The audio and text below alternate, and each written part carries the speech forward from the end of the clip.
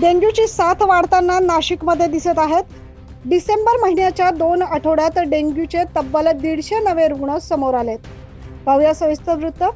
नाशिक शहरात डिसेंबर महिन्याच्या 2 आठवड्यात डेंग्यूचे 150 नवे रुग्ण आढळलेत. वर्षभरातील बाधितांचा एकूण आकडा आता 1135 वर गेलाय. मागील काही दिवसांपासून डेंग्यूच्या रुग्णांचा आलेख हा वाढत आहे. यामुळे परिस्थिती दिवसेंदिवस चिंताजनक होत चालली. डेंग्यूची उत्पत्ती आणि रुग्ण रोखण्यात महापालिका सपशेल अपयशी ठरते अशी चर्चा सुरू आहे. आता नाशिक शहरात डिसेंबरच्या 2 आठवड्यात डेंग्यूचे 150 नवे रुग्ण आढळलेत. डेंग्यूच्या 21 रुग्णांवर पालिका खासगी रुग्णालयांमध्ये उपचार सुरू आहेत. डेंग्यू सदृश लक्षणे आढळलेल्या अद्यापही 180 रुग्णांचे रक्त नमुने अहवाल तपासणीसाठी प्रयोगशाळेकडे प्रलंबित आहेत.